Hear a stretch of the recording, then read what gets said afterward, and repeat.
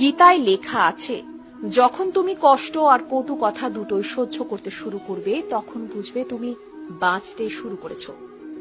যদি ভগবান আপনাকে অনেক বেশি অপেক্ষা করাচ্ছেন তাহলে প্রস্তুত থাকুন।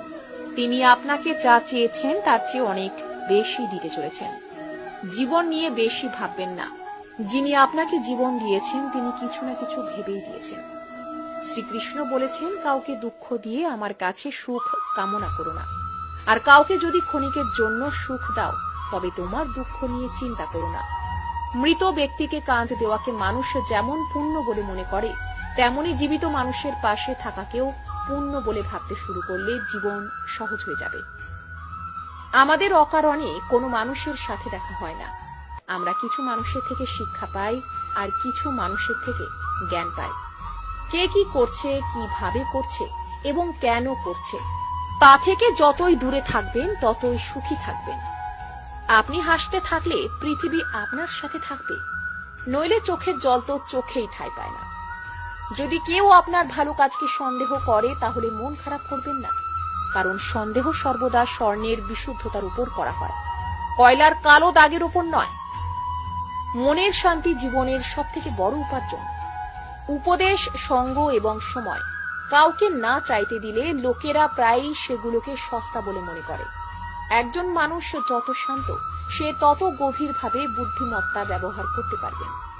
যেমন পাতা না ঝরলে গাছে নতুন পাতা আসে না, ঠিক তেমনি কষ্ট এবং সংগ্রাম ছাড়া ভালো দিনও আসে না। যে ব্যক্তি অল্পতেই খুশি তার কাছে সবচেয়ে বেশি খুশি আসে। যতক্ষণ আপনি ভয় পাবেন ততক্ষণ আপনার জীবনের সব সিদ্ধান্ত লোকেরাই নিয়ে নেবে।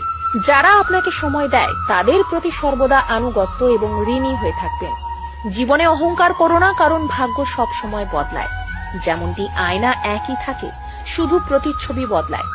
শান্তিপ্রিয় মানুষ সুখে তাদের জীবন যাপন করে, তাদের ওপর জয় বা পরাজয়ের কোনো প্রভাব পড়ে না।